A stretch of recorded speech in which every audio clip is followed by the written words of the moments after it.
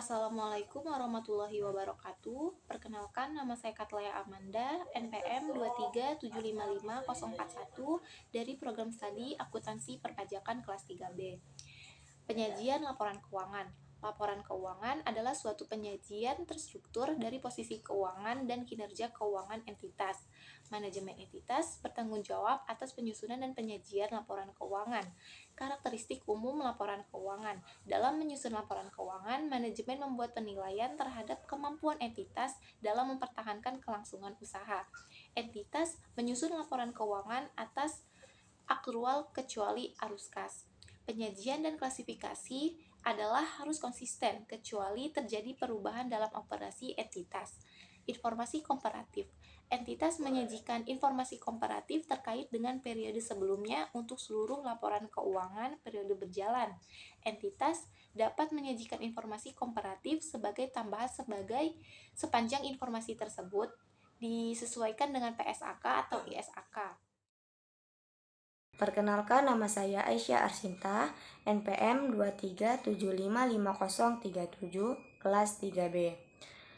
Struktur dan isi laporan keuangan dapat diidentifikasi laporan keuangan yang mengidentifikasi laporan keuangan secara jelas dan membedakan dari informasi lain dalam dokumen publikasi yang sama. Dapat menyajikan informasi seperti nama entitas dan periode pelaporan, tanggal akhir periode atau periode yang dicakup, mata uang pelaporan, dan pembulatan yang digunakan. Selanjutnya ada laporan posisi keuangan, yaitu yang pertama ada informasi minimal yang disajikan dalam laporan keuangan dapat ditambahkan jika penambahan tersebut relevan. Yang kedua, penyajian dalam line sendiri dalam notes tergantung dari materialitas informasi tersebut.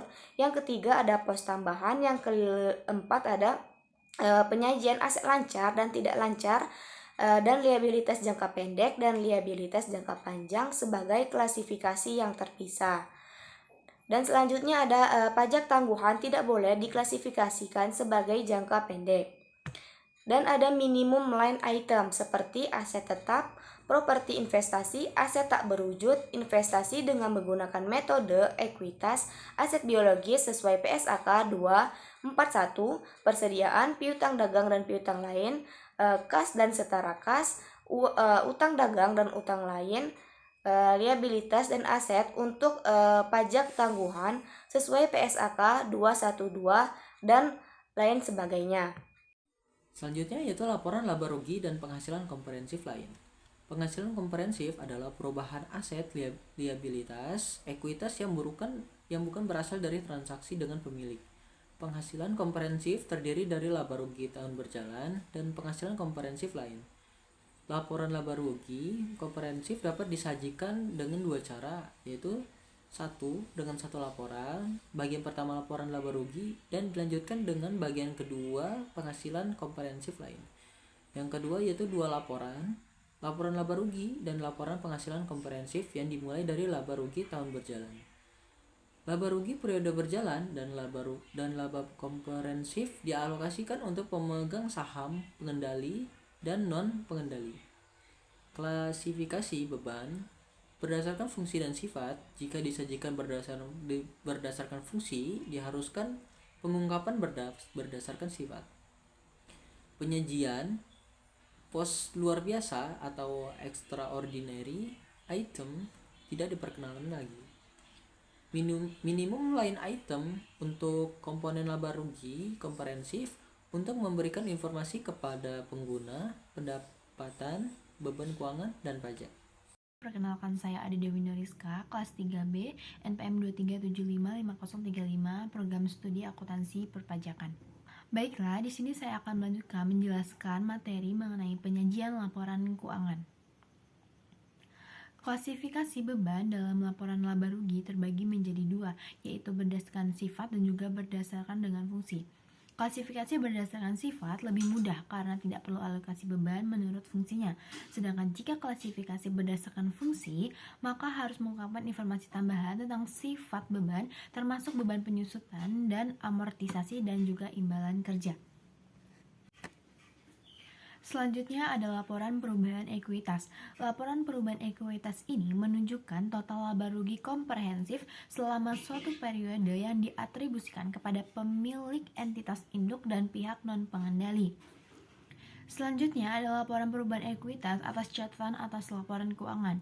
Laporan perubahan ekuitas atas catatan atas laporan keuangan ini berisikan analisis penghasilan komprehensif lain berdasarkan pos. Juga, jumlah dividen yang diatribusikan kepada pemilik dan nilai dividen per saham diungkapkan dalam catatan atas laporan keuangan. Perkenalkan, nama saya Arini Amanda dengan NPM 237555039. Yang pertama, laporan arus kas, yaitu informasi arus kas yang memberikan informasi dasar bagi laporan keuangan untuk menilai kemampuan entitas dalam menghasilkan kas dan setara kas. PSAK 207 ini berisi laporan arus kas yang menyajikan kas mengatur persyaratan penyajian dan pengungkapan informasi arus kas. Langsung saja ke catatan laporan keuangan. Itu yang pertama, menyajikan informasi dasar penyusunan laporan keuangan. Yang kedua, mengungkapkan informasi yang disyaratkan SAL. Yang ketiga, memberikan informasi yang tidak disajikan di bagian manapun dalam laporan keuangan. Dan empat, sepanjang praktis penyajian catatan laporan keuangan disusun secara sistematis. Lalu catatan laporan atas keuangan juga berisi modal entitas pengungkapan informasi dan memungkinkan pengguna laporan keuangan untuk mengevaluasi tujuan. Saya, Aufa Baladika Muhammad Nabil Karim, kelas 3B Akuntansi Perpajakan dengan NPM 237554040, akan menjelaskan tentang amandemen PSAK 201 sampai 2020. Amandemen PSAK 201, penyajian laporan keuangan tentang klasifikasi liabilitas sebagai jangka pendek atau jangka panjang, efektif mulai dari 1 Januari 2023. Mengklarifikasi atau menjelaskan salah satu kriteria dalam mengklasifikasikan liabilitas sebagai jangka panjang, yaitu mensyaratkan entitas memiliki hak untuk menangguhkan penyelesaian liabilitas setidaknya selama 12 bulan setelah periode pelaporan. Menetapkan bahwa hak entitas untuk menangguhkan penyelesaian liabilitas harus ada pada akhir periode laporan. Mengklarifikasi bahwa klasifikasi tidak terpengaruh oleh niat atau harapan manajemen tentang apakah entitas akan menggunakan haknya untuk menangguhkan penyelesaian liabilitas. Mengklarifikasi bagaimana kondisi pinjaman mempengaruhi klasifikasi dan memperjelas persyaratan untuk entitas mengklasifikasikan liabilitas berdasarkan kepada kemampuan untuk menyelesaikan liabilitas dengan menerbitkan instrumen ekuitas sendiri.